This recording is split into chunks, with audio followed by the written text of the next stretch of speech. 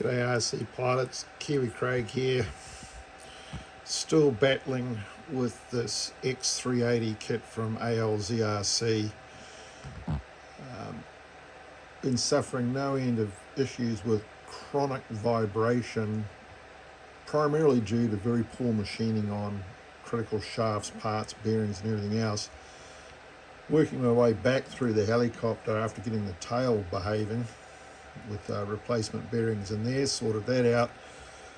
Found that both the bottom drive shaft bearing and the main motor bearing are both pretty well clapped out, and these hadn't even had 10 minutes running time. The main drive shaft bearing, the third bearing is actually smaller than the two bearings above on the drive shaft, so it's a 612.4.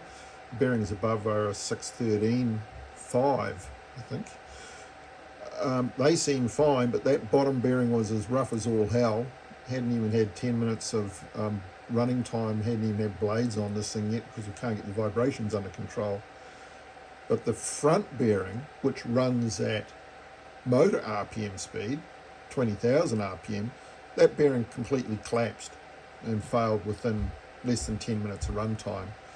So I've got two decent quality bearings in here now, an ABEC 3 grade for the main shaft and a 5 grade for the motor, and I'm hoping that's going to be sufficient quality to provide decent service life. If not, then I'm actually going to upgrade that front one to a ceramic high-speed bearing, like what's often used in electric motors. And when you think about it, it's running at motor speed. It needs to be a really high-quality bearing, not just your garden variety low-speed bearing that you can get by within the drive shaft or maybe a tail assembly. I mean, it's pulling 20,000 RPM, and yeah, there's the result. After 10 minutes, it actually just all fell apart. So it crapped out in the bearing race, basically, and yeah, came out in pieces. And it was a real pain in the ass to get out because ALZ, because of their loose machining on the outer race into the housing, you've got to Loctite the damn things in. Then, you know, okay, the centre of the bearing all falls out, and then you've got to get that Loctited outer race out, which was a real bloody pain in the ass. So anyway, not calling it dead yet, but I'm waiting on several MSH genuine parts, like an MSH belt drive gear, because this gear has a problem.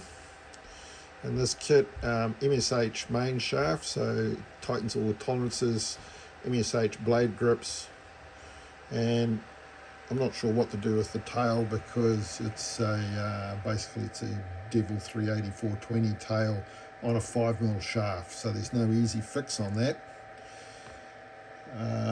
We'll just keep working with trying to see if we can get this tail to run properly.